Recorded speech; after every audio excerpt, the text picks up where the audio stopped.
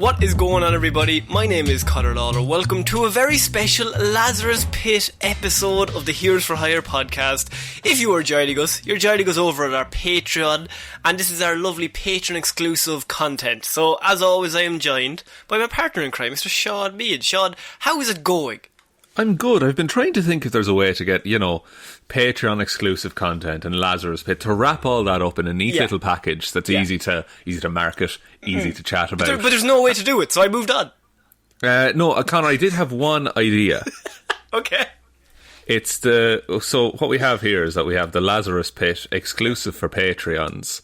So I think we call it Le Pef. Really trying to break into that French market. For those that don't know, that translates literally to the Pef. To anybody who doesn't know, that translates directly to die, Bart, die. It's so Bart, D. I was hoping we could call it it's hip, it's now, it's wow and how. But what can you do? That is a reference to the movie we are doing today, and that is we went into the hat as always, and we pick out one film. All of you lovely patrons all recommend movies, and through text or direct message or on the Patreon, we have a Pelp post every month that people can comment if they read it. And I was very worried this month, because last month we had a good movie, and karma tells me that there's very few good movies and there's a whole host of bad movies, and I say this with love, but you're all feckin' devils, you know what I mean? You all want to make our lives actively worse, at least one day a month. So, we had a good month last month, and I knew going into the hat I thought it's going to be a bad one, and Roisin had recommended Batman 66, so I was thinking, hopefully not that. And then Sean Jamieson, one of the other patrons, Sphere for a Head himself, decided that he would recommend Catwoman, which put me off immediately. I thought, these two are in it. I never in my wildest dreams considered an old recommendation would also still be in the hat, and that is Spider-Man 3, Sean. Sam Raimi's Spider-Man 3. Yeah, now this is interesting. This is the first direct sequel we've ever done on the Lazarus Pit, because we, of course, did Spider-Man 2 February of last month, or was it March of last month? It was a year ago now, before, the whole world went on fire. Yeah, and we did it in person, I believe, didn't we? We did do it in person, yes. And funny story, actually, one time that's the only episode I have downloaded onto my phone directly. I must have just clicked the button on the Patreon, and I downloaded that episode.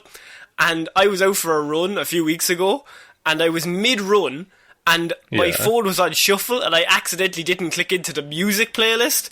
And so it came on, I'm on like the 3rd kilometre of a 5k run, and then all I hear is some fucking idiot, "Hi guys, what's going on?" And I'm like, shut him off. The last thing you want to hear while sweating and looking like a pig is yourself talking. Yourself rattling on about comic book movie shit. So Sean, this is Spider-Man 3. I want you to give me your initial thoughts before we get into it. What were your thoughts on Spider-Man? Also, we should say Sean is a bit sick today. So I am. I'm a sick boy. But he was up all last night throwing up. So he's bravely going onto the new frontier to do this review of a movie that we both love. Exactly. Look, all I can say is I'm really glad I watched the movie before I was sick. Because if I had to be sick and watch this movie, I don't think I'd be a very happy man. That's the common denominator. I was fine before I watched it, and now I want to die. But the preface to this, my experience with Spider-Man 3 beforehand is I saw an ad for it on the TV. Yeah. And I just said to my dad, "Hey, Dad, can we go watch this?" And he just looked and said, "All right." And then, like, an hour later, we were in the cinema. And he thought, I should have got another kid. I've done wrong on this one. Oh, no, he chose poorly. Maybe I'll find someone to leave him with at the cinema. But I didn't know how long of a movie this was as a kid. Because this came out in 2007, so I was 10 or 11. But it's like, it's nearly 3 hours long. It's it's definitely 2.5 anyway. And the thing about that is, like, this was one of the highest budgets of a movie ever shot, ever, in the history of cinema. They've spent nearly $300 million on this thing. This is 2007. $350 million. Money. Now, they made back 900 million, so they made their money back because, of course, Spider-Man 2 was a great film. And they were coming hot off the heels of that, so they're coming into 3 thinking, this is it, we're going to absolutely nail this. And because the MCU didn't exist, this came out in a world without the MCU. Imagine it. But Nolan's Batman Begins had been released in 2005, so I feel like superhero, the genre itself, was changing slightly as opposed to like when these movies started coming out. Yeah, I feel like this is just in that window where like superheroes are becoming mainstream. Like where my dad would look at Spider-Man and say, "Yeah, let's go see it." And it is a 139-minute shot. So, but what's interesting here is that, as I said, it came out in 2007 and it was hot off the back of Spider-Man 2. So Sam Raimi, he wants to do it again because he nailed it. But there's a whole host of production issues going on behind the scenes that lead this movie to put it kindly, or maybe slightly bluntly, it's just a bit convoluted. And by a bit, I mean so convoluted. It's messy. It's a very messy movie. It doesn't know what storyline it's in half the time. Yeah, it's so complicated as a film. Not because... I think a lot of people can look at this and just go, oh, it's shit. And you know what? I slightly agree. But I think what's more frustrating is there's a good movie in this movie. Like, I think Catwoman, if we're just going to take an example, like that's in the hat, we're probably going to have to do that at some stage. But Catwoman is just outright shit. Whereas I think there's scenes in this film where I think, oh, that's a good scene. Or, oh, that's cool. I can see mostly anything involving Sandman. I'm like, that's a cool Spider-Man scene. But yeah, and that's... Yeah. Sorry. I was going to say it, but then what follows is 15 minutes of the worst stuff.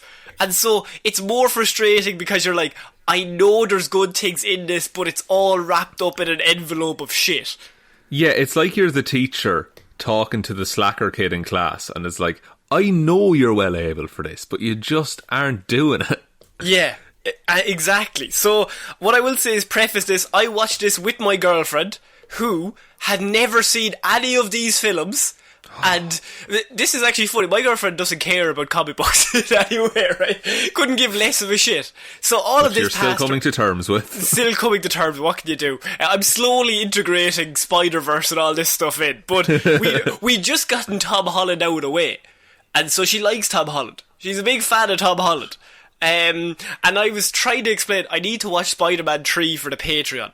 Do you want to join me? And she's like, yeah, okay, cool. I like Tom Holland. And I was like, wait, no, this is not Tom Holland. Let me stop you right there. No, this is confusing, but this is the first of the 3. And I spent like 10 minutes explaining this, and she was just looking at me like, fucking hell, why did this get so complicated? Why does anyone like this? Yeah. And so I was like, right. So we sat down to watch this. So I have some quotes from her throughout this film that she's watching this blind, having not seen 1 and 2, and she's coming in on 3. And what I will say is, she despises Tobey Maguire. Halfway through, she just looked at me and was like, why is he Spider-Man? It is a very good question that she raises there.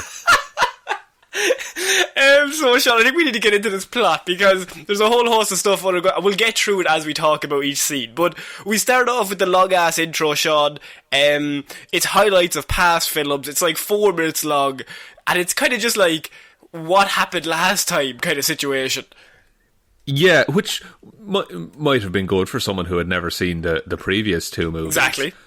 But it is something that we've kind of left behind nowadays. Like, there's no real recap in between, for example, the MCU movies or the DCEU movies.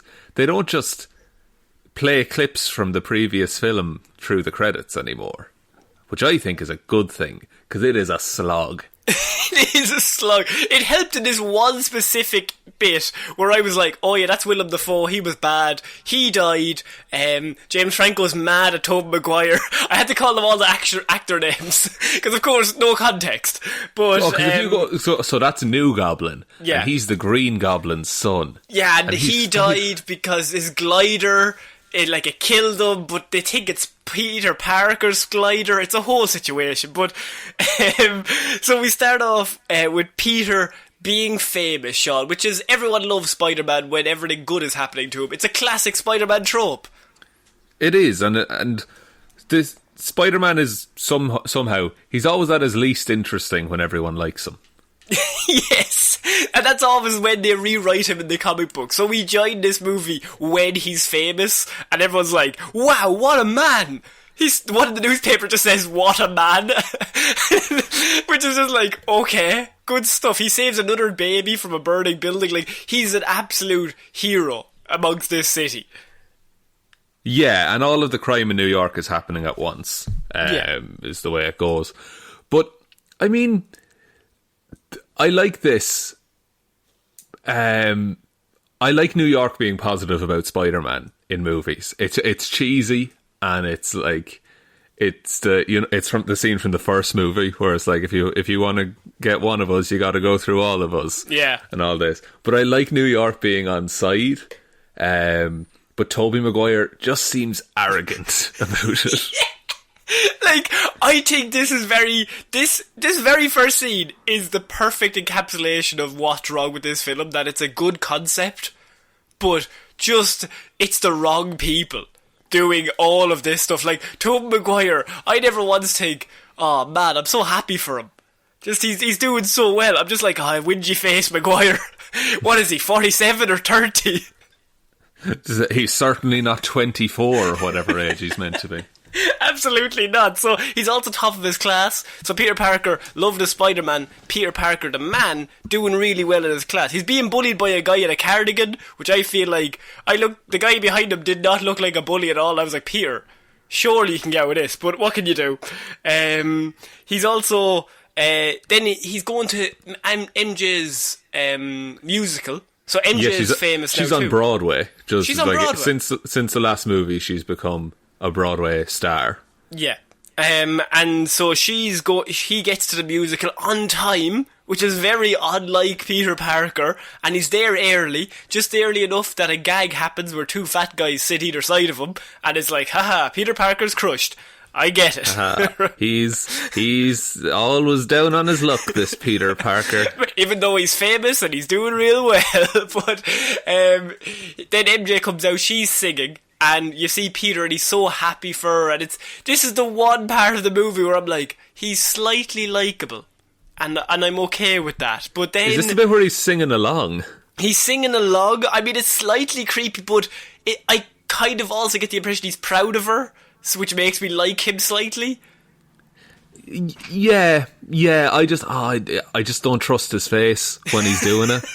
I know that's a very petty reason to dislike a scene or a character, but his face just puts me on edge when he's singing along. It's very serial killer. This is the first. Going back to watch it, this is the first time I'd seen this movie since probably it came out, because I don't think I would ever go back to watch it again.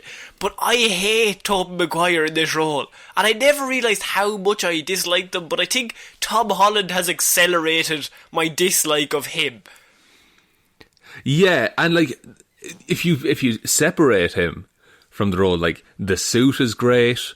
You know, the first two movies, the storylines are great, but it's just him is the weak link. Yeah, it's so fascinating to go back and watch it, because I just assumed in my head, oh yeah, Tom Maguire was grand, but like he was kind of good in one area and Andrew Garfield was good in another, and Tom Holland was kind of them combined together. But watching this, and I know this is probably unfair because this is the worst installment of the trilogy, but going back to watch it, I was just kind of like, Jesus Christ, I just do not like him as Peter Parker in any way. Like, I don't want him to win, which is the worst thing you can say about down on his luck Peter Parker. Yeah, it's not what you want from your hero at all. And there's this beautiful moment where he's singing away to the music, and the camera pans up, and the music changes to evil music. And Harry is there. Harry is up in the wings, like, you know, twirling his moustache. Just missing the little opera goggles and a cigarette on a stick. And he's giving him a real dagger stare, like, I'm gonna get you, Parker. I'm gonna get you. And at that point I was like, Harry's not good. Harry is evil. I was like, I hope he kills him. I hope he wins. I was like, yes, Harry, go on. So Peter is, this is the one scene other than the singing that Peter is actually a boyfriend in this movie. He goes back and MJ is like, oh, they weren't clapping very loud, and he has this one moment that's very Peter Parker. This is the one time in this movie where I go, oh, that's Peter Parker, because he very sweetly is just like, oh, well, the acoustics, and he starts going into all this nerd stuff, and it's a nice scene, but it's only nice, and I would never bring this up, but it's the only time in this movie where he acts like a person. Yeah, like, not even, like, first of all, it's a very good Peter Parker line, as you've said. Like, that is how the comic book character would deal with that situation, is he'd break down the science of things. But also, that is how humans reassure each other.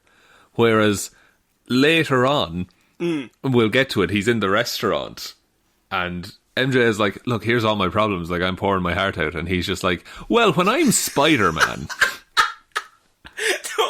That's honest to God, this man's not a human in this film. Like, he's so just above looking at what's actually happening. He's in his own fucking world. Like, through this whole thing. He's in a bubble.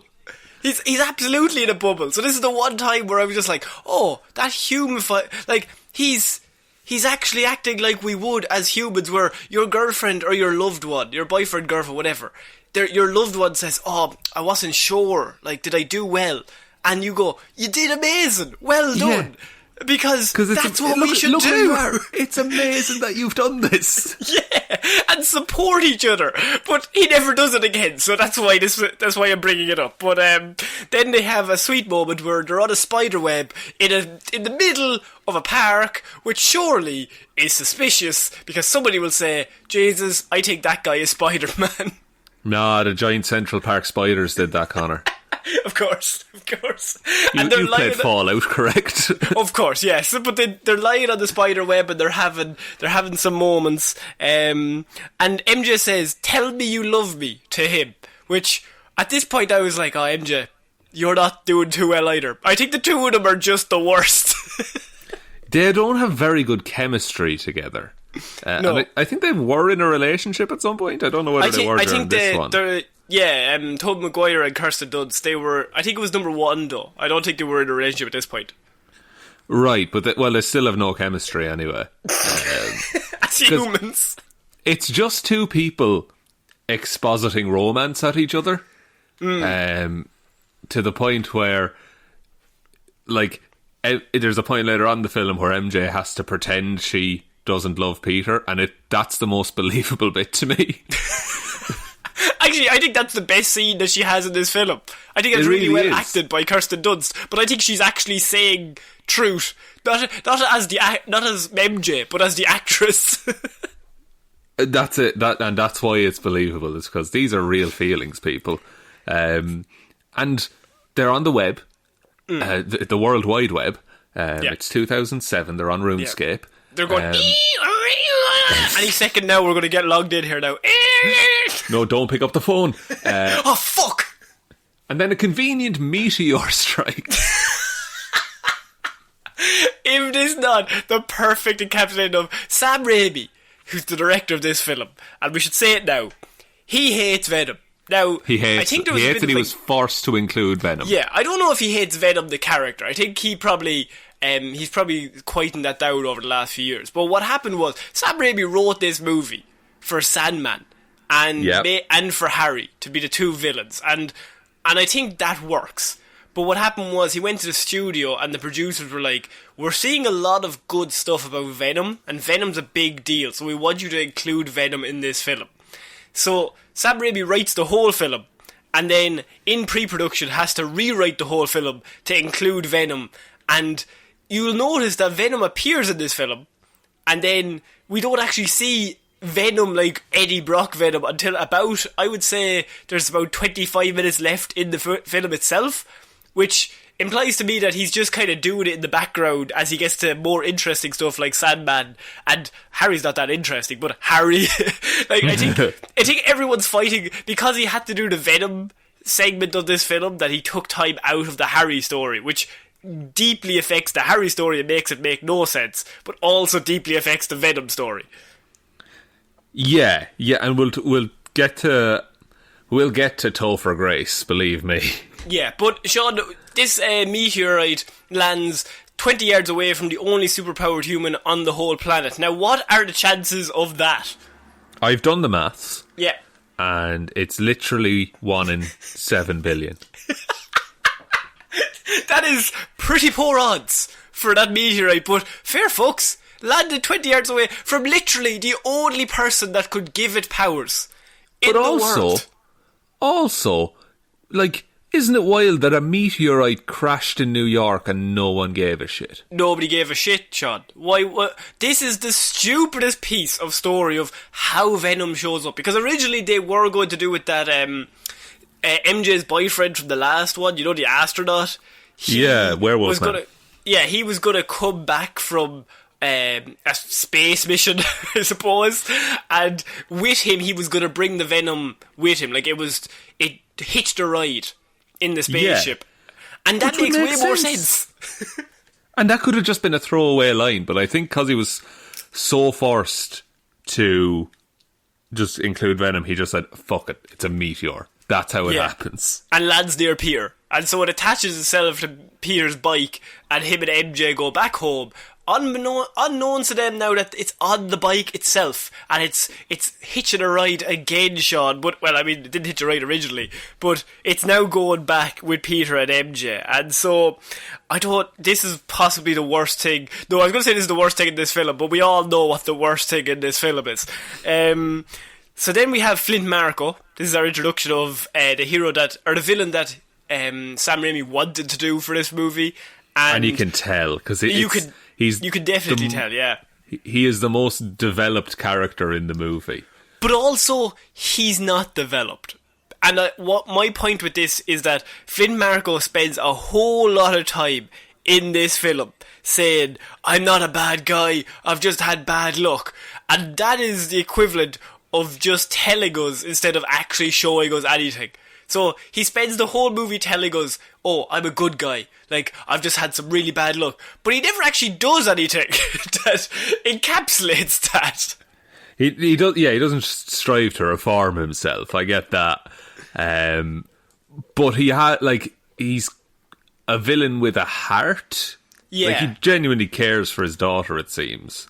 It's a rerun of Doc Ock, but I think with less heart. Like, I think Sam Raimi was going for Doc Ock is an emotional character and he's got flaws, but he also has some good things, and it's just he as I said, like, he's had bad luck, but he's a good person underneath it all. And so I think Sam Raimi wants to do that story again, but he doesn't have time to fully develop it because he also has to develop the other two villains at the same time. So it's kind of like Doc Ock, but without all of the human stuff that makes him a likeable person.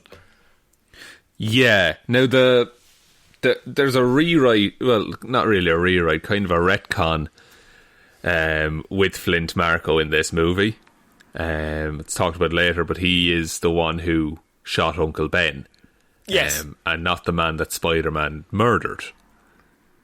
Which so, I do not like that at all. I do not care for that rewrite. No, I think that's really bad. Like, do not go back to his origin story. Like, just leave it and just have Flint Marko be someone else. We don't have to tie everything into that one night. Exactly, yeah. Not everyone has to have an intimate relationship with Peter Parker and his origin. Not everyone has to be a Skywalker, is what we're saying. That's the crux of the matter, yes. Yeah. And so Flint Marko goes back and you see his daughter and she's sick.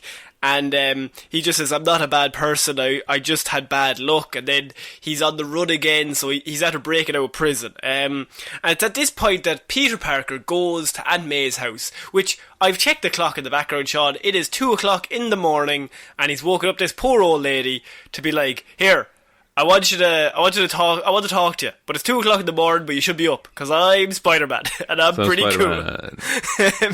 And so, we have the Aunt May story of how Uncle Ben proposed. Now, go ahead. What I will say is Rosemary Harris, who plays Aunt May, is really good. She's excellent in the role, and she's possibly the most likeable person in all of these films. But I think the script does her no help in this scene. No, This is the dullest. See, imagine being 11-year-old me watching a Spider-Man movie. Yeah, get to the swinging. Come on, any second now. Oh, they swam out to an island. Okay. And he said, "Close your eyes, May." And then he said, "Open your eyes, May." And then I opened my eyes. And then I thought it was the sun. It was so bright. It's just worthless because it doesn't colour my impression of Peter Parker and his ideals any differently in this movie. Like that story doesn't set up like, oh, everything he's doing because of love. No, like that doesn't play into it at all.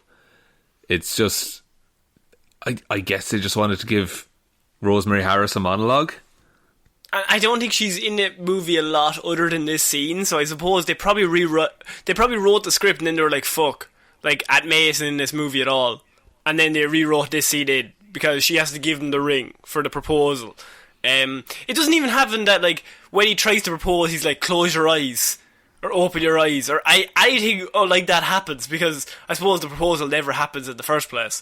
But you'd think there would be some element of that. Just even, set it up and, like, pay it off later on. But this is just not even set up. This is just a story we're hearing. Yeah, and that really serves no purpose for the rest of the movie, only to stop the pacing dead and introduce the concept of, Peter Parker now has a ring in his possession. So Peter, he takes the ring and he's like, okay, I'm going to propose to MJ, and everything's going well in his life. So I can understand why he's like, yeah, I want to marry her now. And so while he's on his little bike and he's travelling home, I can only assume about like 4 o'clock in the morning, Harry then attacks him. And this is our first big fight scene that I think was rewritten in to just add a bit of action. But Harry attacks him, and it's kind of cool seeing Peter in a suit, like being Spider-Man, rather than dressed as Spider-Man. Or just in like his civilian clothes, yeah. Yeah, I'm sorry, yeah, actually, I know, you know what I mean.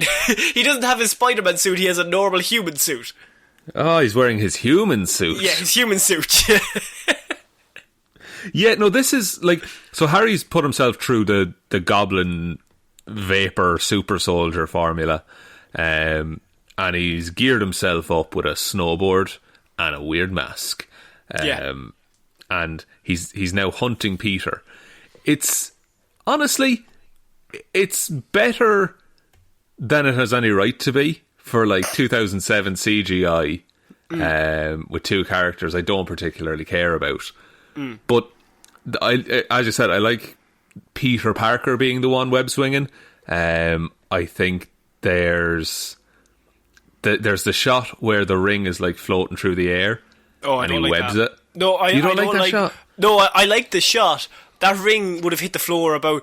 It's the way he goes for it, and then he's trying to, and then it gets cut off, and Harry takes him out again, and the ring is still in the air, and another 10 seconds pass, and then he swings back for the ring. That ring's on the ground, picked up by somebody. Spider senses, man. There's no way that ring is still in the air. And then we have my favourite scene of the movie, where they're going through a narrow alleyway, and James Franco just fucking clocks his head on a pipe like 6 times. Full on, he's dead. Like, I watched this film, and that man does not have superpowers. He just has, like, super agility and super speed. He can still be hurt. He falls about 50 feet, smashing his head off every pole on the way down, and smashes into the concrete on the ground below. And then he just is like, Peter's like, oh, he's dead, and then he comes back alive. No, that man is a pancake. There's no way he's coming back. Because that was like maybe 30 miles an hour that he just went full force into a metal pipe. And then fell 50 feet. Then fell 50 feet into just a concrete alleyway. Oh, man. And so, of course, he gets taken out. And Peter's like, okay, I gotta take him to the hospital. And I like the idea that Peter had a moment and was like, do I just let him die? I could just leave him to die. Yeah, he wants to kill me, I'll fucking show Finish him. the job. I killed his dad, that was fine. He takes out a knife, no, he takes out a pillow and just like starts slowly covering him in the alleyway. So while this is happening, Harry gets taken off to the hospital after this gruesome attack. Somehow he's still going to survive. I'm going to spoil it for you. He doesn't die when he definitely should have died. And Flint Marco is going, he's on the run, and he hops over a fence, and all the police are like, he's in there! But on the side it says, particle generator thing, stay out, or something. Yeah, they're like testing some weird spinny machine on some sand. He falls into the sand, and he's like, oh no. But then just as that happens, the machine starts up. What are the chances? But then the worst part is that he's on the machine, he's like, oh no, and we cut to the scientists, and they're like, oh, there's like a weird weight after dropping onto the testing site.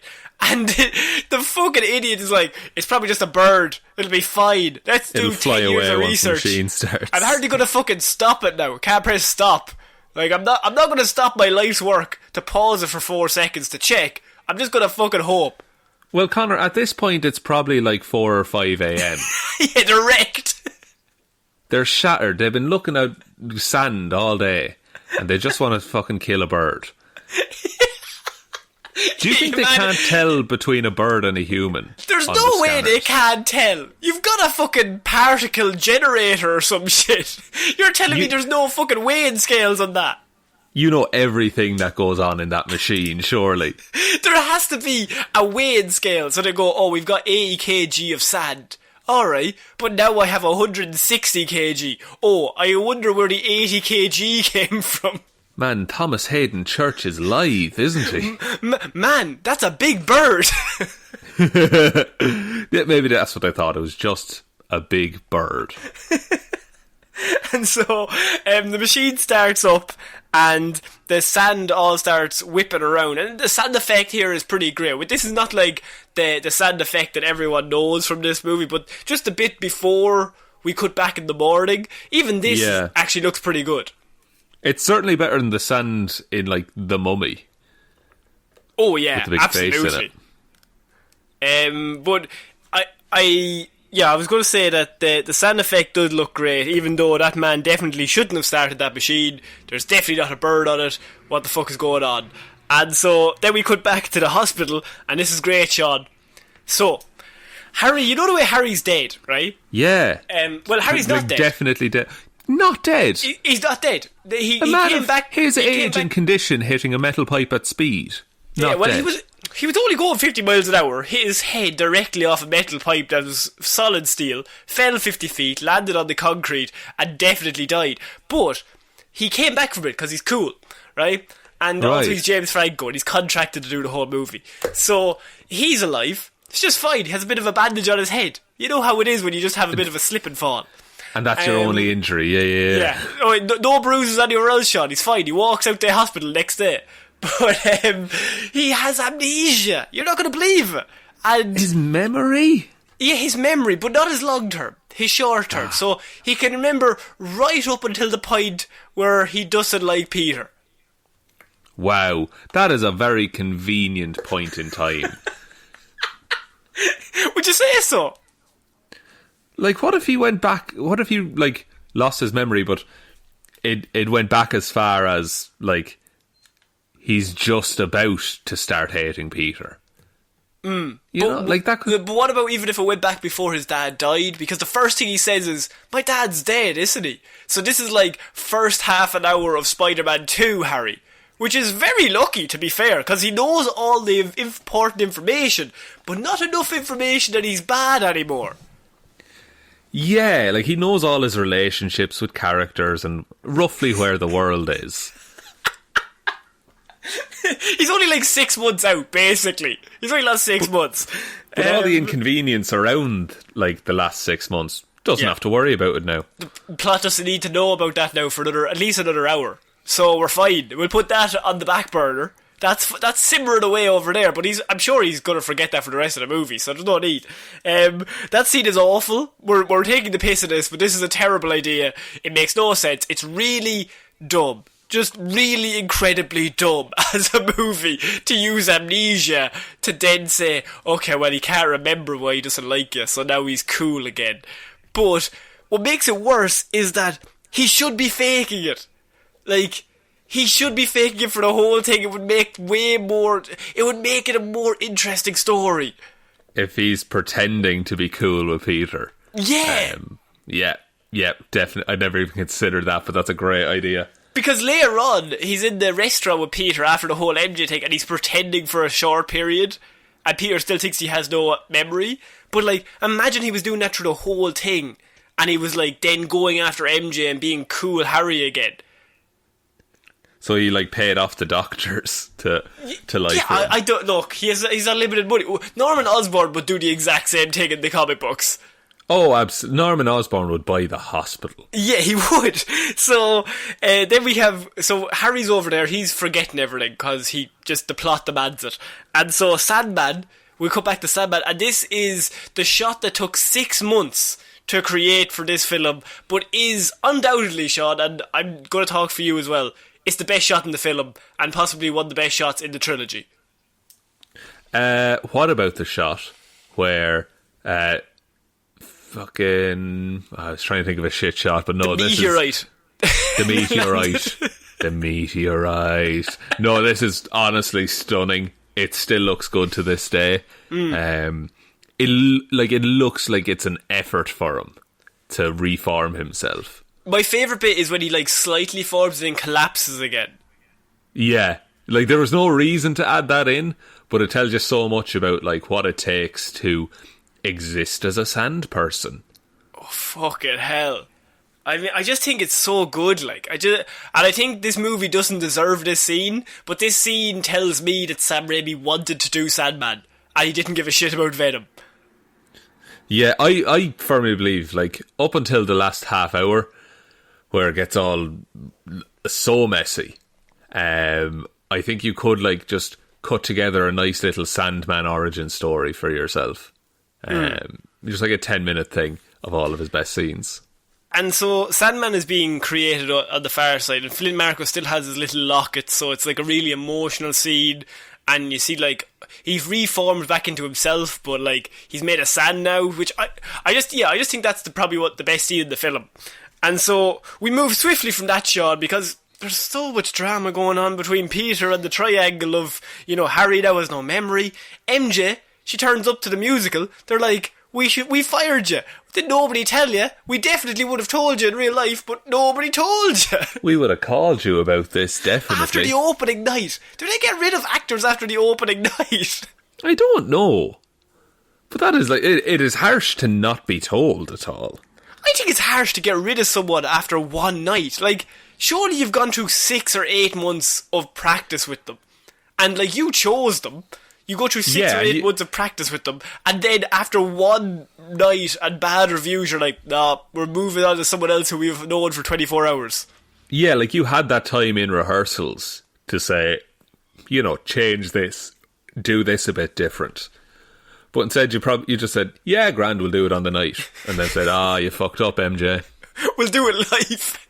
We'll do it live. And then she did it live, and they were like, we don't like it. We're just going to get rid of you. So she gets fired. You did it too live. You did it too live. We wanted a little bit of pre-record.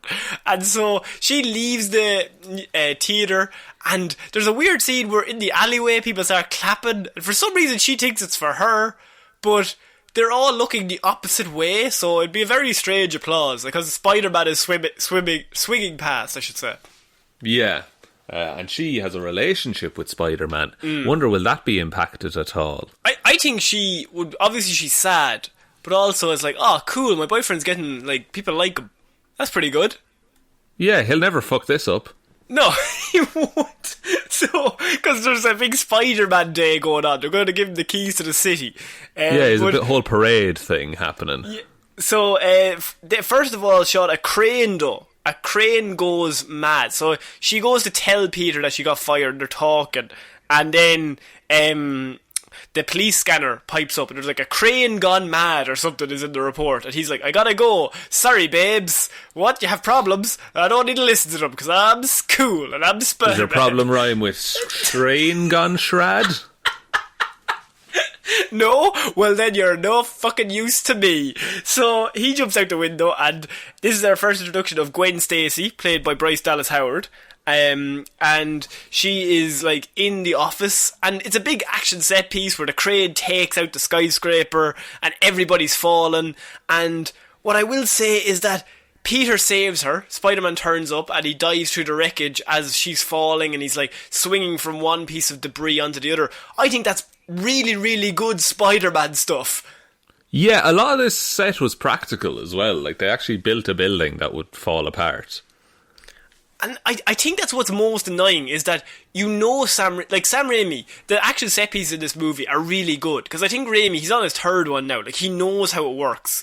And they're all they're very professional, and they're working their way through it. So when a scene like this happens, Spider-Man looks perfectly like Spider-Man. The suit looks great, he's very heroic, and he's doing exactly what you would see in the comic books. It's just that we don't like the person playing him or any of the plots surrounding this action set piece, but the set piece itself is really good. Yeah, like in a bottle, that is a perfect Spider-Man moment. We also have our introduction of Eddie Brock, Topher Grace. What do you think of him? I'm trying to think of the word for him. Like, slimy isn't the right word, but I feel maybe like sticky. Like, I just... Oh, sticky. Yeah, he's sticky. He's sticky. Like, he's just fucking there. And he's just hanging around, and he's being an arsehole. Do you know when you have a bowl of cereal, and at the end of it, like, sometimes you pour it into the sink, and there's little bits still, like, just at the very sewage or the drainage area, just in the drain. Like, that's what he is. He's that little bit of muesli that's still left over. Oh, he's a little leftover muesli of a man. So, also, Peter's not good in this movie either, so both of them are slimy fuckers. Yeah, and they alternate between who is the slipperiest and slimiest man in the movie. And so Peter saves Gwen Stacy, and she's just like, oh wow, and this will come up later, but like it's quite a good scene where he saves her. And then they go back to the Daily Bugle because Eddie Brock gets a load of photos of Spider-Man while he's standing there, and he takes them straight to the Daily Bugle. And this is possibly the funniest scene in the film. Like, I actually laughed out loud in this film, or in the scene, because you have J. Jonah Jameson, who's amazing, as we all know, J.K. Simmons, and the guy who's trying to pitch him their new, like, tagline for the Daily Bugle is like, it's hip, it's now, it's wow, and how. But the way he does it is like, it's hip, John did that, you know what he's like. You know what he's like when he gets a few drinks in him. It's now, that's me. It's wow, oh, it's John again. John from accounting, he's an absolute maniac. And how, that's me again. I think we've nailed it. And then you have, when the two of them are like debating, when Eddie and Peter are like, because they both want a job at the Bugle. And my favourite Jameson line, which is, you want a job and you want a job, doesn't anybody care what I want? And then that same guy comes back in and he says, I do. And Jameson just goes, shut up, get out. And there's also the blood pressure tablets where Elizabeth Banks who's on the outside, and she's just like, your wife tells you to take your blood pressure tablets, so he reaches for tablets, and it's like the whole thing shakes. She's like, not that one. And it's like, not that one. And then he finally gets the right one, and she picks it up, and then she presses it again, and it all shakes, and all the tablets go everywhere. It's just funny gags, and I think it's good. It's the kind of office banter we love to see. Exactly. And it also takes us out of the drudgery of it all. That's everything that's going on around us. Yeah, like I at this point I would rather watch a Daily Bugle movie than Spider-Man. Yeah. So Harry is out with a hospital, Sean, and his amnesia is acted up, right? But his body's fine. Like, obviously he fell from a skyscraper height, but like he walked it off, and his head's a little sore. He has a bit of a plaster, and so now he's playing basketball with Peter in the pad, and Harry catches like the basketball and the vase as it falls as well, and he's just like, oh wow, what's up with that? And Peter's like, I don't know, man, that's kind of weird. He's like, oh, okay, he didn't forget how to be a Green Goblin. And so, yeah, then MJ gets kicked off the show, and as I said, you have Spidey Day that's going on. Sandman is in the city, and the police are after him, and they turn up, and there's like a sand truck, which is coincidentally just there, and Perfect. he just forms into the sand truck, which makes sense. And then the policeman is like, he's in there, that's Flint Marco, who's on the run. And so they climb up to the top of the truck, and the guy gets a shovel, and he's gonna, like, stab through the sand. Which, if he's there, you're gonna kill him. You're gonna kill that man, yeah. But the job will get done, you know? He'll bring you a body. Is that Detective Dimmerman? I think he is a detective. I will say the CGI is pretty cool in this, when he forms into, like, the big version of Sandman. Yeah, like, on the whole, I would say all the sand stuff looks really good. I don't know whether they developed one particular system for sand and just ran with that, but whatever they did to it, it's fucking brilliant. So then we have Spidey Day, Sean, and so this is all happening in the side. Spider-Man shows up. It's Big Spidey Day. Everyone's celebrating Spider-Man. He's getting the key to the city and all this. Gwen Stacy's there, and he flips up on top of it, and he gets his way down, upside down. And then, Sean, is the moment in this movie where it loses me altogether. And I'm just, up until this point, even this Harry amnesia, I'm kind of like, that's weird. I'll buy it. I'll buy it. This one moment is the setting off, the igniting of everything every bit of shit that we have to see for the next hour and a half, is Spider-Man zips his way down, he looks at Gwen Stacy and then says, kiss me. They'll love it. Which, Sean, what are your thoughts? First of all, bad bloke Peter Parker. Bad dude right there. What a dickhead! He knows his girlfriend's in the crowd. Yeah. He knows there's going to be... this is going to be the most photographed thing in New York right there. If your girlfriend's in the crowd, the last thing you do is make out with somebody on the stage. In the exact same way as ye had your first kiss. Leading to you falling in love. Yeah. And you don't... And I wager as well, you could figure out who someone is from half their face, couldn't you? I do, yeah. And also, what makes it worse is that I know Peter's a shitbag, right? And he's annoying and he's whingy and he's awful. Do you know who he is? Go on. He's a nice guy. Yeah, yeah. But I think up until this point, though, right, he's whingy and he's annoying. But I don't think he's bad to MJ. I think for the whole first half an hour or whatever, like, he's always like, oh, I hope you're having a good time. He's a bit self-centered, but he never does anything actively bad towards her. So, like, he'll talk about himself and he'll be like, oh, Spider-Man's so great, which I think is a bad character trait, but he never actively goes out of his way to hurt her or be a bad person towards her. And this is the moment where you're like, you're a bad person to MJ as well. Like, that is a shit thing to do. Yeah, and you can understand why she's bull-tick. Yeah, and then he intends to just go propose, like, the evening after this. He's so just blind. What the fuck? It doesn't make any sense. And he completely doesn't understand why she's angry. And we're meant to, like him, but through the whole scene... Spider-Man. Yeah. He's like, through the whole thing, he's just like, why is she so mad at me? I don't understand. I love you, MJ. Do you? 'Cause you're kissing other women in front of everyone here. You're just shifting people on stage. If she knows you're Spider-Man, and as Spider-Man, you kiss somebody else, that's bad for you. I'm gonna say it. Because... she's the only one who knows he's Spider-Man. Oh man, it's just awful. It's one of the worst things it's one of the worst Spider-Man moments ever put to film. Yeah, it's weird how, like, there's some intersections of excellent and great Spider-Man moments in the same franchise. And so while this is happening, we have that big moment that just blows up every bit of Peter Parker personality. He's the worst person in the world now, and I hate him. I actively dislike this man because he's just a bad person, just all around. And now he's a self-centered, cheating dickhead. So while this is happening, Sandman is robbing a money truck, as you do. It's classic. As you do. It's classic thievery. And Spider-Man turns up to stop him, and we're meant to, like, support him. He's just cheated on MJ in front of everyone, but now he's turned up and he's like, I'm the sheriff around these parts. And we're like, yeah, get him, Spider-Man. Yeah, go kiss him.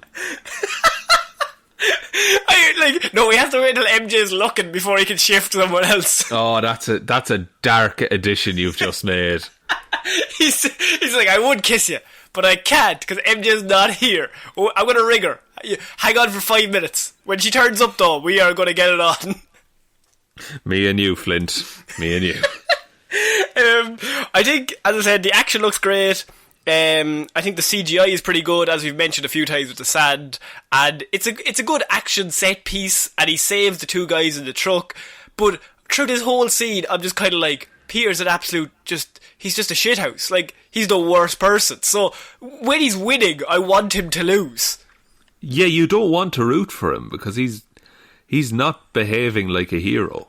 No. And which is something that will only get exacerbated throughout the movie. Oh, well, the next scene is pretty good, Sean. We have this, by the way, he takes a load of sand out of his boots at one point, and that's actually kind of a Spider-Man or Peter Parker thing. Like, where are these guys coming from? And he's like, emptying sand out of his boots, which is annoying because it comes straight after the most antithesis of Peter Parker.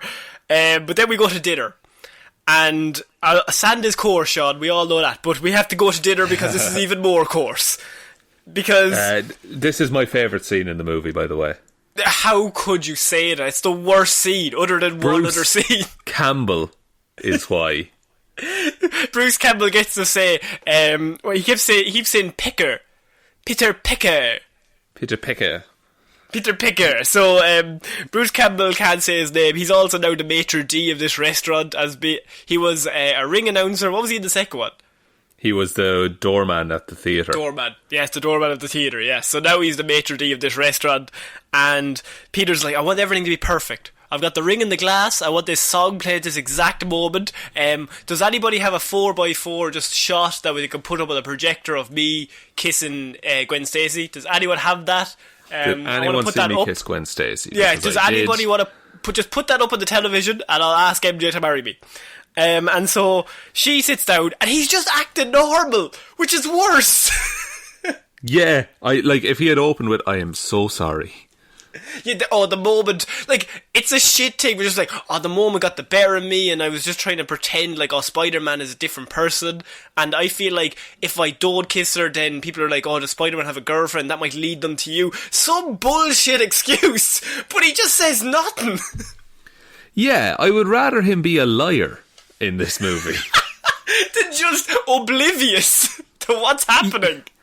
Yeah, because at least liar implies there's some level of him that realises he's done wrong. So MJ's rightfully pissed, and she's after been let go from the musical, so she's obviously sad about that, but she never communicates. I wrote here, just communicate, just an exclamation mark between the two of them, because they never talk about anything. They never talk like an actual couple, where if somebody's having issues or something big happens, the first thing you do is tell the other person, because then you can work through it together. They're that's both the living, idea. They're both living separate lives, and I agree MJ should be mad about Peter, about the kissing Gwen Stacy, but she should also be like, I'm also really sad because I've been let go from the musical, because that really meant a lot to me, that I was in the musical, and then we could air that out. But none of that happens. They never air anything out. They just let it simmer underneath, and Peter obliviously he just goes through this whole life just thinking, I'm going to propose to her. She thinks I'm pretty cool. Yeah, he sees nothing wrong in the current scenario. Oh, then also Gwen shows up. Yeah, which doesn't help matters, I would say. And she's rubbing his shoulder.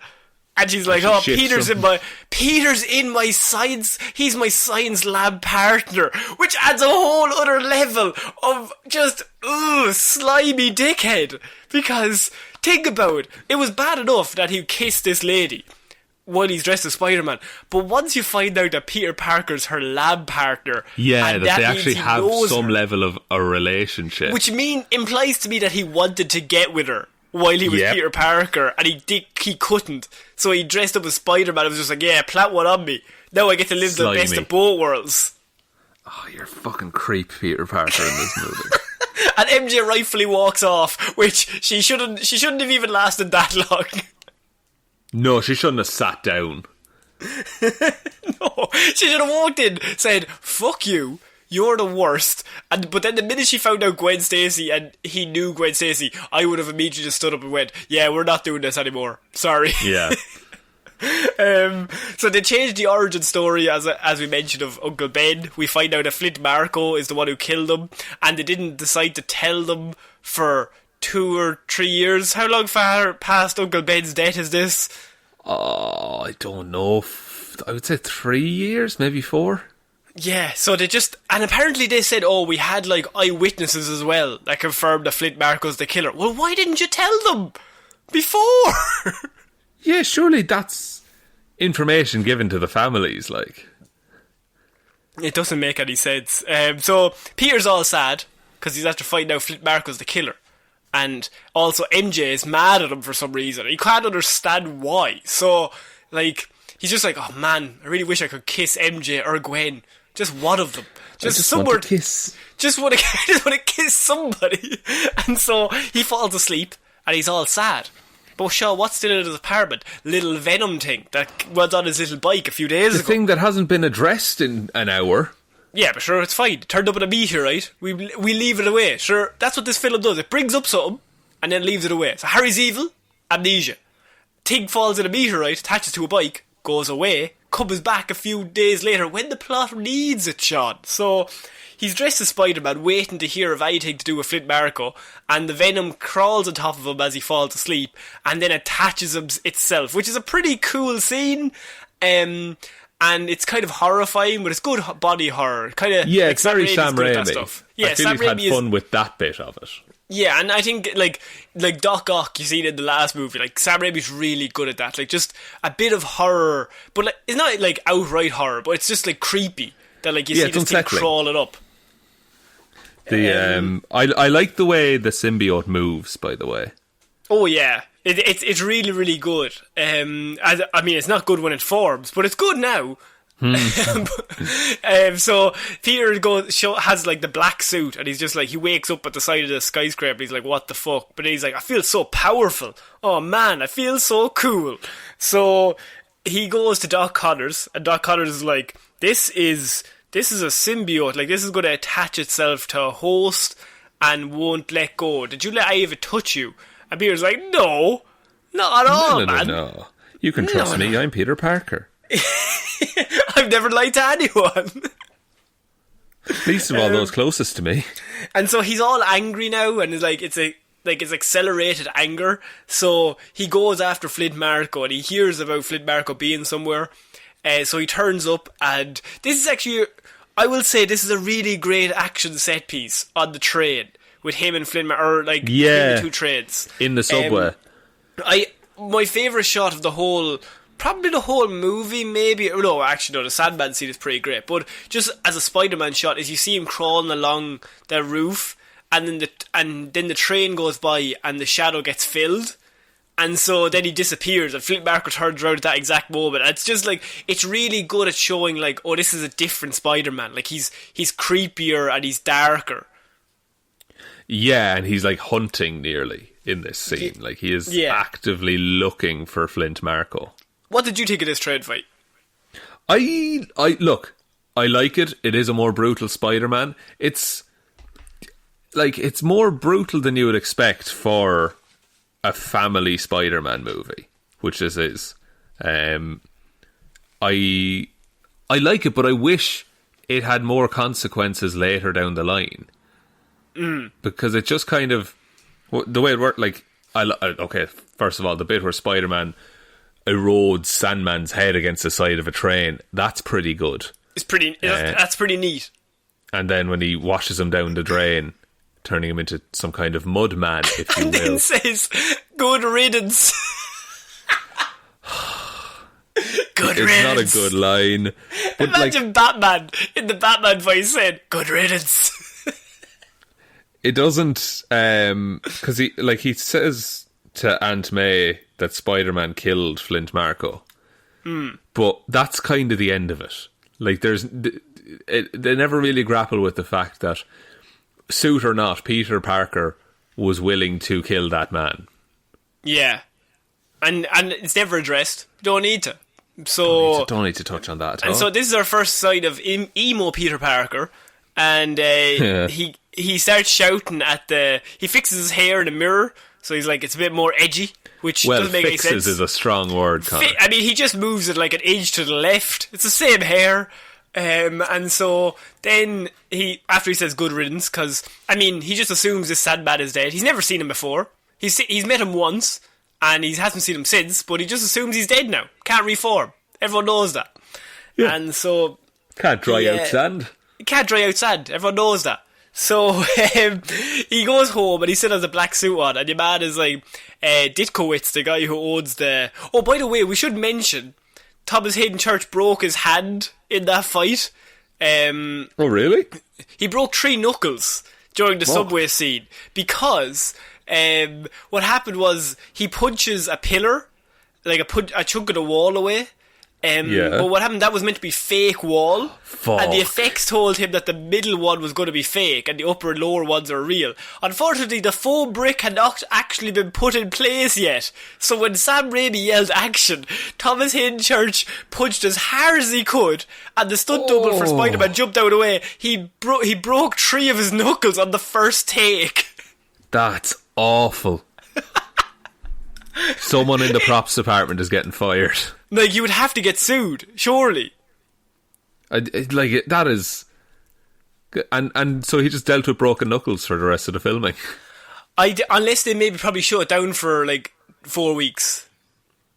Maybe they just pushed the Sandman stuff out. That's why. Actually, I don't imagine the pain. There's not much Flint Marko as a normal human for the rest of it. When you think about it. He's normally made of sand. That's very true. So yeah, they couldn't... But imagine, you're full sure that your hand is just going to go through this brick, and it doesn't. He goes all in, that as it goes. He did a proper punch, because he knew the stuntman's going to duck, and he's trying to break the fake wall and make it look like a really cool shot. So he puts it all behind it and snaps 3 of his knuckles. And the wall didn't budge, is what you're telling me. The wall was brick, Sean. Wall was brick. Oh, right.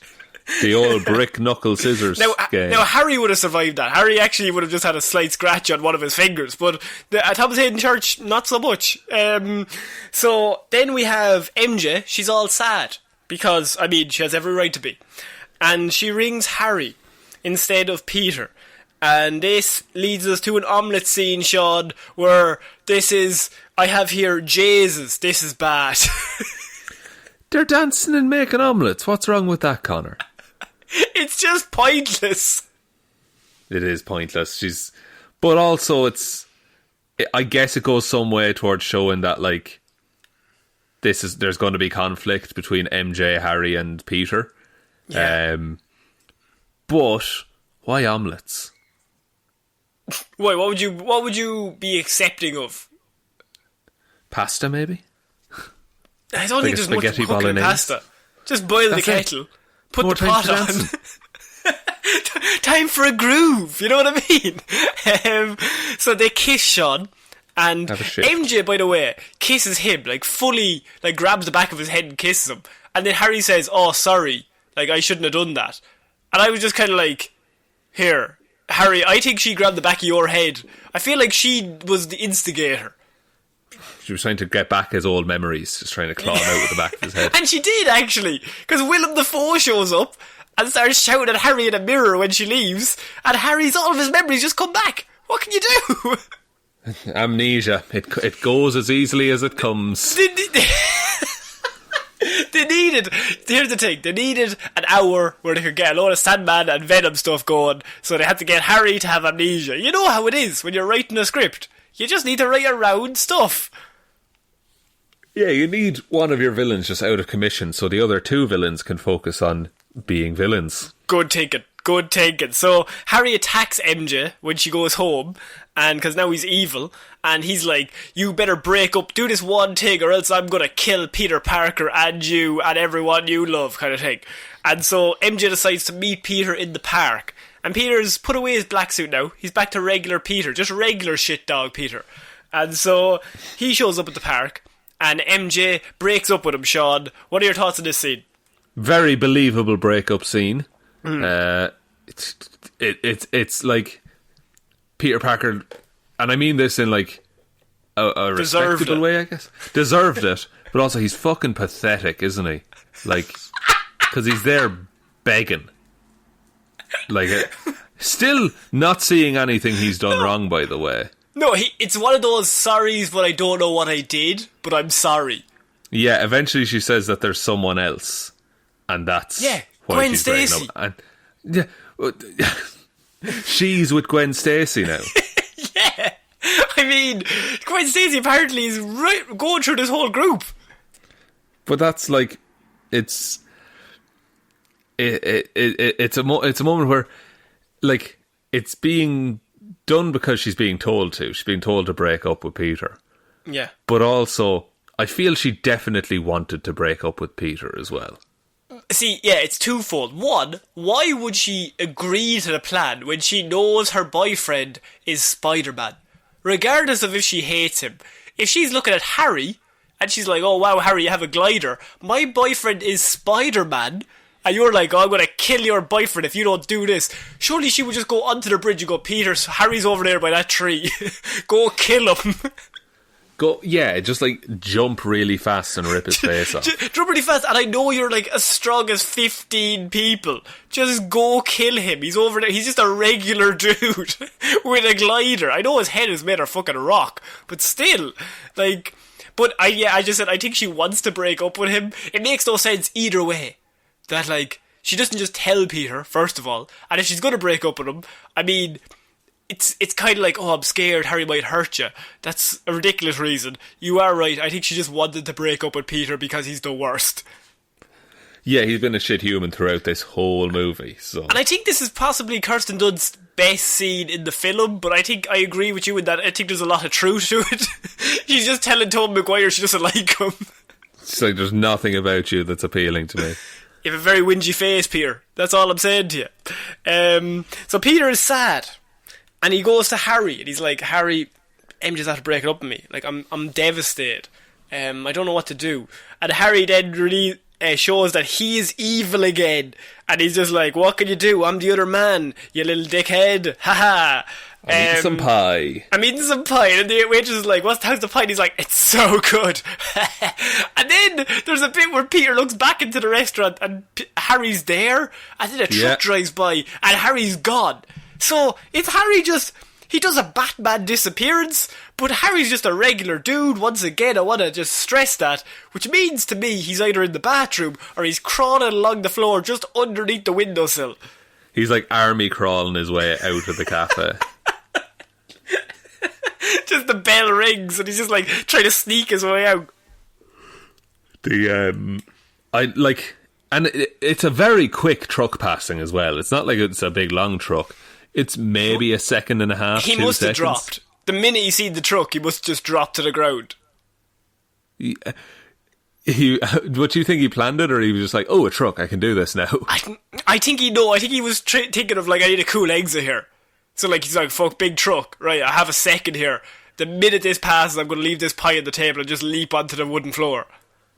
And at this point, after this, is it the scene where Peter Parker goes full shitbird again? Like it's a montage of him being shit. No, it is a montage of he goes back and puts on the black suit and fully buys into the black suit mantra, and then he goes to kill Harry. Excellent. That's okay. And so he turns up to the penthouse, and him and Harry have a big fight scene. And Harry has one of my favourite. Gets punched through a mirror. He does get punched through a mirror, but first of all, he has one of my favourite lines where he says, "How'd you like that, Spidey?" when he throws him against the wall. That's a good one. I thought that was pretty great. Classic move. Classic move. And then he goes through a mirror, and the two of them end up in the goblin hideout, and Harry... It just gets punched up against the wall, and Harry's like, I'm gonna kill you anyway, and Spider-Man's like, no, you're not, you're shit, man, you're a little goblin. Oh, little goblin gonna cry? Because, I mean, Peter Parker's now also shit, so they're all just, I'm watching this going, I hope a grenade blows the both of them up. And so then Harry, in his last ditch effort, throws a bomb at Peter, and Peter grabs the bomb with a web and swings it around and throws it back at Harry, and it blows up right beside his face. And again, he survives that. Well, his head, Sean, have you seen this man's head? Like, you know, canonically, he's got a very strong head. Like, sure, right, he's going to have amnesia for a short period, but then he'll be right back. He'll be fine. He'll make some pancakes, and then imagine they gave him amnesia again. Just like, it was right before he said something about Spidey. That's when you can remember up to. What happens is then Peter is now, he's like full emo Peter, so he goes to the Daily Bugle, and Eddie Brock apparently has framed Peter Parker, Sean. He's after the wild days when someone taking digital photos would be shocking, because that's the thing, is like Eddie Brock was saying, oh, Spider-Man's a criminal, here's my photographic evidence.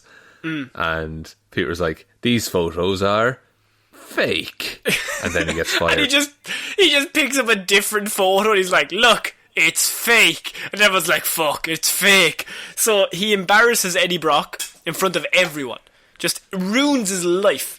And so Eddie gets fired, and Eddie's not too happy about that, right? But what happens now is that Eddie gets fired, and Peter, we have, Sean, what I like to call a montage. Yes. And so what happens now is we have full emo Spider-Man. And Sean, this is probably one of the most famous montages in cinema history, but not for the right reasons. Sean, tell me what happens here. So, he needs some new threads, first of all. First of all, he needs jazz music.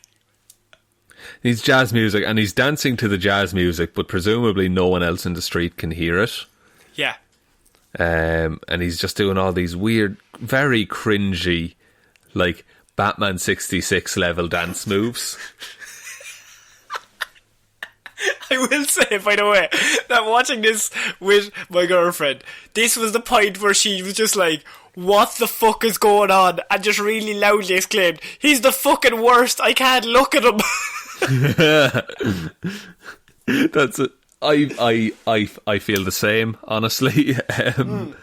This scene it's such a weird inclusion, and it has its apologists as well, being like, oh, it just shows how much of a nerd Peter really is, but it's still a really thunderously dumb scene. Yeah, like, it's meant to show, like, oh, this is what he thinks is cool, and so, like, the symbiote doesn't make you cool, but it takes away your fears. So he's just being like full what he thinks is cool. So he's walking down the street like finger gunning, just like, yeah, cool. And he's looking at all the ladies like, yeah, they all want me. Of course they do.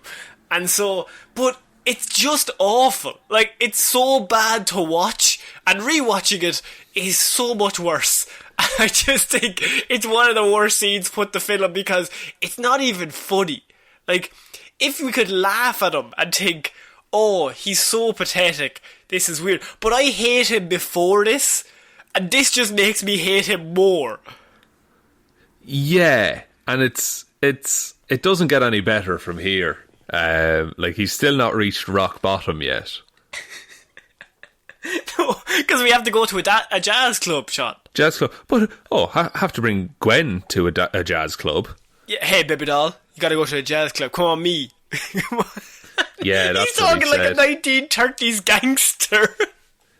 And so, also, I have my girlfriend update. Here's her exact quote upon seeing how he was dressed for this jazz scene. The little greasy head on the fucker. Is what she said. It is does very grill creamy. It's just, he looks awful. So he brings her dancing. I think this is the worst scene in the film. I mean, the jazz scene is bad, or the dancing in the street is bad. this is worse. Like, This is when so he bad. starts playing that piano, and then he starts talking. Can you remember what he says before the music starts playing? And so it starts, like, ticking at his fingers. No, but it's fucking... It's the worst line in cinema history, maybe. I know that much. I don't know the exact words. And I wouldn't want to repeat them, I don't think. And so we watch him dance, and he's dancing with Gwen, and it's meant to be, like, cool, but it's not cool. It's just, like, my body wants to, like, just dry up in itself and just, like, disappear. Like, I just don't want to watch this anymore as this scene is going on. Girlfriend turned around to me at this stage and said, Toby himself must be ashamed of this, surely. Which I think is true. Basis with Toby. Like, Tobey Maguire must be ashamed of this, surely, about what he's seeing on the There's no way he watched this scene back thinking, I did a good one there. That's a good scene. Yeah, like, and he's dancing around the club, and it's absolutely... It's so out of place for any Spider-Man movie. Any movie. It's just, it's a complete tone shift. And then he hits Mary Jane. Yeah, because he gets into a fight with the bouncer, and the bouncer's like, right, we're going to come outside, come on now. And so Gwen hates him, MJ hates him, and then in the big scuffle, he accidentally hits MJ, he pulls his arm back and he, like, elbows her in the side of the head, which I feel like is perfectly in character right now. He looks shocked, but I was kind of like, that seemed like the natural progression. Yeah, you would do that. You would do that, Peter Parker, in this movie. I think we're meant to be shocked, but at this point I was just kind of like, no, that seems about right. I was wondering when he was going to actually start punching MJ. And then the next scene then is another one of this film's miraculous conveniences, because Eddie Brock and Peter Parker both go to the same church then. Yeah, and Eddie Brock is there, and he says, I want you to kill Peter Parker, to which I keep thinking in my head, we all do. And so... But I don't think God takes requests like that. I don't, but unfortunately he doesn't at this point, but I was kind of like, Eddie, I'm with you. At this point, I really want them to do it as well.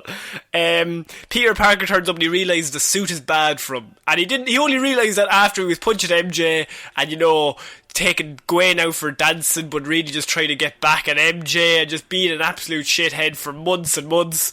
And being it's a only now, shithead to his landlord's daughter as well. Yeah, make me cookies. Make me cookies. What a bad dude. Because, you know, he's a little bit misogynist as well. You know, I don't think he needs to be a full dickhead. He's gone full misogynist as well as dickhead. It's just a nice encapsulation of everything. Yeah, and so Eddie puts in his request to murder Peter, and Peter tries to tear off the black suit. Which looks cool, because he can't get it off. Yeah, also, absolute body double for Tobey Maguire there, by the way. Oh, absolutely. I mean, every time he's in the suit, yes. But he tries to get the suit off using the bell, and then he finally does get it off, and it starts dripping down onto Eddie Brock, who he looks up like 70 stories and just goes, that's Peter Parker, which there's no way, no matter how good glasses he has, and he's not wearing any, even if you have 20/20 vision, you cannot see that high into the air. Oh, he has 30/30. Ah, right, that's fair enough. So, Eddie Brock gets infected by the venom, and we have the bit where he slowly gets enveloped and then gets turned into Venom, Sean. This is your favourite version of Venom, I can only assume? He's not good. Look, the symbiote effects look very good. Venom, he's not intimidating as Venom at all. Apparently he put on like 30 pounds of muscle, but I don't still find Topher Grace intimidating in any way. No, he's not super imposing, I would say, like just in his stance as Venom. But this means Peter's back, Sean. He's back to being good old Peter. The Peter we all red and blue. love. Red, white and blue. He's so nice as this version of Peter, so I'm so happy to see him. So, but coincidentally, Sean, while Peter's getting his life back on track, Sandman is just walking down an alleyway one time and starts fighting this guy that looks like Spider-Man. Turns out it's Venom, and Topher Grace is like, you want to kill the spider, I want to kill the spider. Let's work together. We'll both kill Spider-Man. Perfect villain team up. Very seamless and natural, not forced at all. No, and Sandman, who up until this point has just been a dude that like is kind of evil, but he also is just, you know, I don't know, he says at the stuff he's meant to be good. He's just like, yeah, fuck it, let's kill him. He's been robbing banks to try and pay for his daughter's treatment, I guess. But now he wants murder again. Just straight up murder, yeah. He loves murder. He wants to end that family line, is what he wants. What do you think of, then we move into the final set piece, Sean, because MJ, of course, has to be kidnapped. This would not be a Sam Raimi, Tobey Maguire Spider-Man movie without the last act involving Kirsten Dunst trapped in some area, screaming repeatedly and falling but still surviving. Apparently she was told when she signed up for this, like, no, you'll have something to do in the third act this time. Yeah, I read that as well. And it was meant to be Gwen in this scenario. Yeah, and it's like, oh, well, that was a fucking lie. And they reshot and then just put her in the taxi. I just think, perfect. I think it's the perfect encapsulation of this film. Let's disappoint everyone. So, so Toby's like, Peter Parker's like, I refuse to call him Peter Parker. That's actually a very good point. Mr. Maguire is like, I need help. I can't fight the two of them by myself. Who's the only person I know? Did I blow Harry his face up an hour ago? I did. But at the same time, I had time for a jazz club routine, so I think he probably has forgiven me. The amnesia's probably set in now. He'll want to help. Fingers crossed for amnesia. So he goes to try and get Harry's help, and Harry's like, no, you moron. You just blew me up just like 10 minutes ago. So Peter goes off by himself. And he's like, fine, I'll fight them, but I'll save MJ by myself. Harry's butler then finally, after 2.5 years, is like, look, man, it was your father's glider that killed him. It wasn't Spider-Man. And I'm just sitting there thinking, why did you not tell him this, like, as soon as possible? Because he's been trying to kill Peter Parker for 2.5 years. Yeah, like, you went down a real dark path there that you could have just completely avoided. So all the audience are all surrounding this construction site. MJ is stuck in the taxi. Spider-Man shows up. Everyone's cheering and clapping, Sean. They're all so happy to see him. Then we have Topher Grace. He says the amazing line, "Oh, my spidey sense is tingling, if you know what I'm talking about," and then points at MJ. That's a pretty good line. That's a very... I forgot about that line. It's a very uncomfortable line. I know, to be fair though, Peter in this world is like, yeah. You're not so bad after all, Topher Grace. Yeah, we'll go for a fucking few drinks in the jazz club, will we? You absolute madman. Legend. Legend. So, MJ tries to help Peter. Peter gets trapped by Venom. Venom's kicking the shit out of him. MJ drops a brick. And there's a big fight scene, hits Venom and saves Peter at the last second. But then the truck falls. How is MJ not dead? She falls repeatedly but keeps grabbing onto different pieces of webs and just will not die, this woman. No, and look, then Sandman gets involved in a big way. Yeah. And just fucking pummels Spider-Man. And then the news reporter's like, the brutality of it. We've never seen something like this. It's quite shocking. But like, I wanted to go on, oh no, this wouldn't be a terrible thing now if they finally actually succeeded here. Like, just keep punching them. Like, MJ surely is there like, yeah, keep fucking hammering them. Just cut to credits after one of the punches. But Harry shows up because he's trying to ruin all of our fun, and Harry saves him and starts fighting with Sandman. Coincidentally, J. Jonah Jameson tries to take a camera off a young child, and she's like, I'll give you $100, and he finally gives her $100. Then she's like, film's extra, which, when did she have time to take out that film? I don't really get, because she was taking photos before he arrived. Unless she was just pretending to take photos. She was a plant trying to set up J. Jonah Jameson. Long con. It's a long con. They save Peter, or they save MJ, I should say, and Harry says Harry saves Peter But after this, so Peter finally, they save MJ to get her out of the way, but then Peter's getting attacked by Venom, and he's just about to die, and the glider's coming in, and Harry dies in front of it. And he takes the glider, and he's like, I made the ultimate sacrifice, aren't I cool again? And Peter's like, yeah! My spidey sense is tingling, if you know what I mean, and he's pointing at MJ too. So, yeah, you're dead, you're out of the picture. My time to shine. So Harry dies, Sean. Do you think this is a heroic death? It's kind of a worthless death. Why didn't he just, like, tackle Venom out of the way? Because that's not, like, emotionally resonant. You know what I mean? Yeah. Oh, resonance. That'll play into things. But I don't think there was a reason for him to die. Other than that, Sam Raimi was finished with the character. Yeah, I think he was done. And so he saves him, and then Peter uses this time to use a load of sound, so a load of pipes fall down, and Peter traps Venom in the big surrounding and just starts hitting the metal pipes against each other.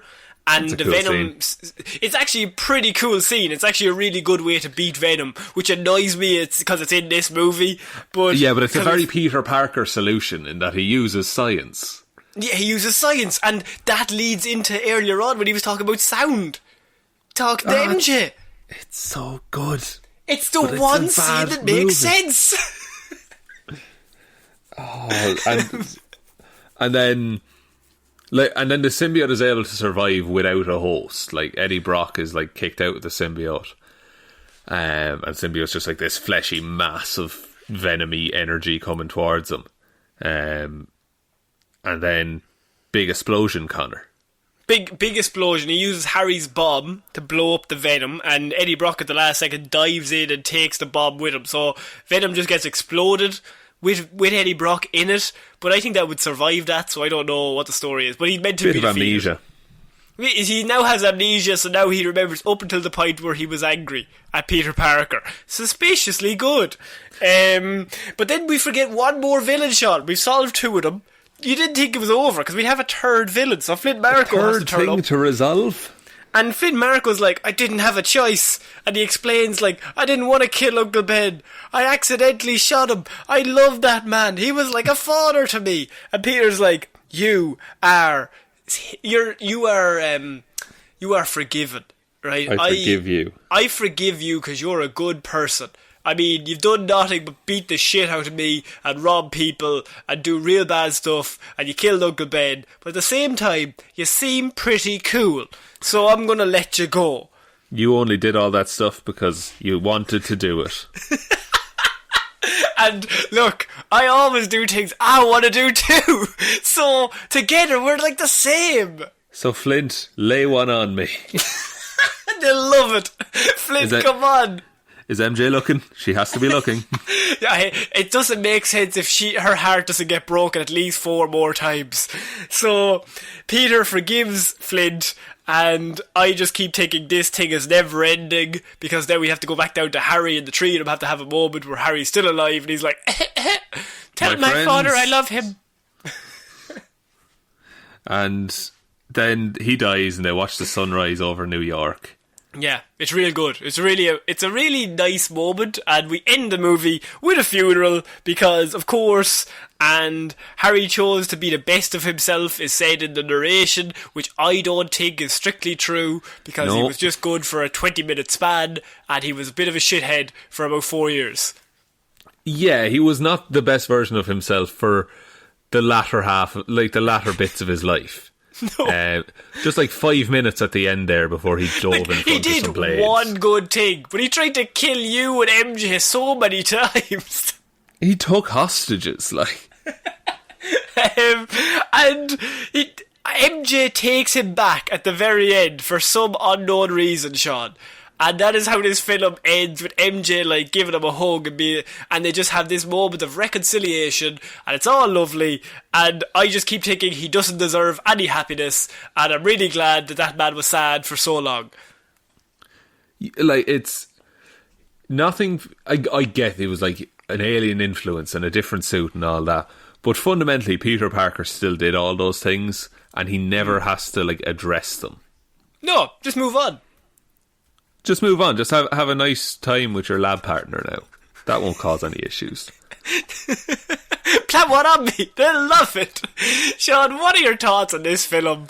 Yeah, go on. Look, it's worse than I remember, but it's about what I expected. Honestly, there are like little gems of moments in there where it's pure Spider-Man or pure Peter Parker, and it makes sense. But it's all fleshed out with the most convoluted movie plotline I think I've ever watched. And I think the soundtrack is really great. Yeah, it's not Hans Zimmer, but it's someone who worked with him. It's Danny Elfman. Danny Elfman, yeah. And it's excellent. Like every time that the team rises for Spider-Man, like I feel like that's Spider-Man, and I think that's probably the best. Like I'm like, oh yeah, this is heroic. Unfortunately, I'm looking at Peter Parker, Tobey Maguire, so I'm kind of like, you're not Spider-Man, but at the same time, like once that team rises, and I do think the soundtrack is great. I think that's really well done. The performances, Tobey Maguire, awful. Don't like him in any way. Kirsten Dunst, I think, is kind of phoning it in. She's not great, but she's not the worst. She's probably the best of a bad bunch. Yeah. James Franco doesn't want to be there. Thomas Hayden Church, he's pretty decent, but he gets limited screen time. Topher Grace, Sean, what are your thoughts? Topher Grace is playing exactly the character he was told to play. Yeah. What do you think of Bryce Dallas Howard?